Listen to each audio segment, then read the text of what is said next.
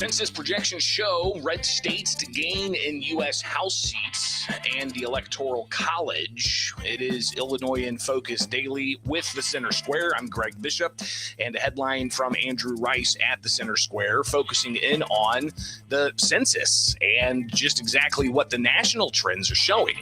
So let's take a look here. All right. You got the headline at thecentersquare.com. Several blue states appear set to lose Electoral College votes, while red states will make sweeping gains, according to data from the U.S. Census. Tuesday, the census released that data showing decreased growth in U.S. population, largely due to less international migration. However, analysis of the census data revealed nationwide noteworthy takeaways in domestic migration trends that could affect Electoral College and congressional makeup.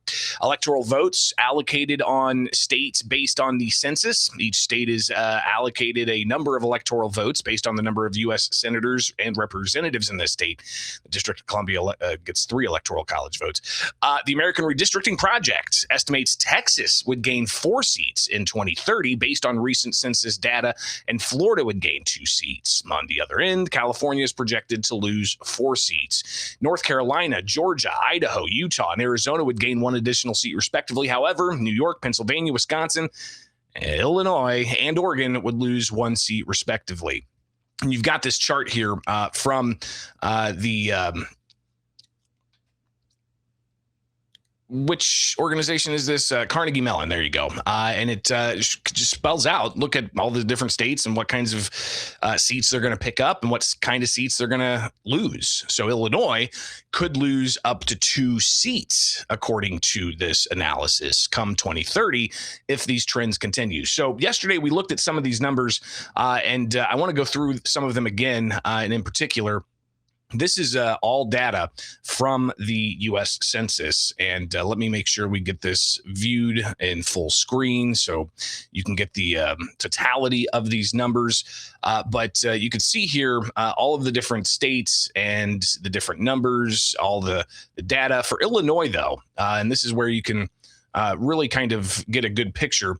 Net population change for the state. All right. So we did gain population according to the census over the last 3 years. But 3 years before that, you could see just how much of the census data shows the state losing population. I mean, here in 2020, 26,000 people left. In 2021, 91,000 people left. 2022, 93,000 people left. And 2023, we had 23,000 people more, 69,000 more in 2024, and then last year, 16,000 more. So those are the net migration numbers from the U.S. Census. And if you scroll through and look at even more of the data, more of the line items, you come across the international migration in Illinois. And you can really see here the spike in 2024 of 111,121 migrants who came to Illinois from other countries. That offsets the number of people that were moving out. So you could see that trend as well. And it did come down in 2025. We'll see just what 2026 numbers do. But then you look at the domestic migration out of Illinois. So these are all negative numbers. So each year we've had tens of thousands of people move out of the state. And for instance, 149,000 people moved out of the state in 2022. So that's the domestic out migration numbers, because all of those numbers are negative. Again, continuing on, you've got another chart here with state-specific numbers and where people are moving to from Illinois. And here you can see, let's go ahead and get that view in full screen.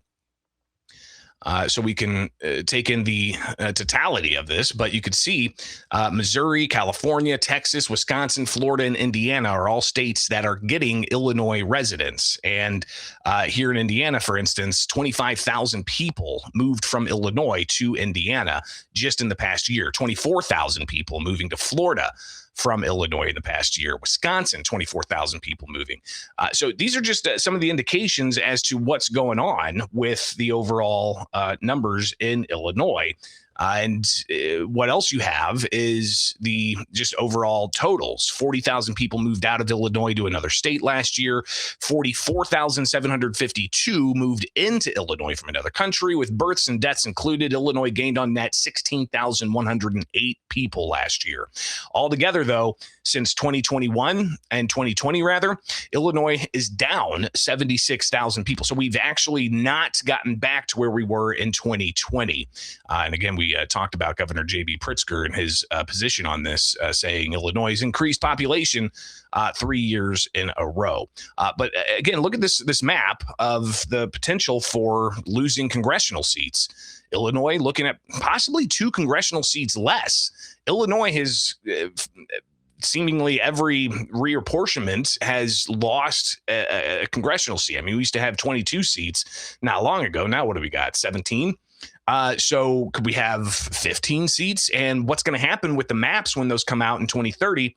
Is that going to give the Democrats, if they're still in power of the state house, the ability to further gerrymander that to essentially make all of Illinois' congressional seats Democrat-safe seats? I don't know how they're going to do that exactly, but you've seen how they've drawn maps in the past and how that could play out in elections. So clearly, Illinois, looking at population trends and stagnation of population growth, not nearly getting to what we were back in 2020, even though we have more international people coming in than people domestically moving to other states. Clearly, this is an ongoing issue that Republicans will say needs to be addressed through economic reform, through making the business climate more friendly, for making the tax environment less burdensome, addressing the property taxes, for instance, addressing education choice questions. So all of those things Republicans say the state needs to do. Democrats, when approached with the question of the population issues, have said that they need to invest more in education because it's college-age kids who are going to other states and they need to make college more affordable. And they're also talking about healthcare access and things to attract people to Illinois. But is it going to be enough by way of, the question of the economy? Obviously, these are, again, questions that will persist as time progresses. We'll see what next year's numbers give us. So that will be on the docket for us to discuss about this time next year. Actually, later on this year, because the census numbers typically come out right around Christmas, but it was delayed a month. Understandably, there was a 40-day government shutdown, so the census couldn't do their work. So it was delayed by a month. So we did get these numbers a little bit later. Other numbers we'll be looking at is IRS data that should show just how much income tax is leaving the state of Illinois with all those people moving out of the state, and the ongoing question of, Illinois wants to tax millionaires more while we've got inbound international migration. Are those people coming into the state making the same or more than the people who are moving out of the state to other states? Big questions, deep analysis. We hope to provide it to you here with Illinois in Focus Daily. All right, it is The Center Square. I'm Greg Bishop. Get the headlines at thecentersquare.com.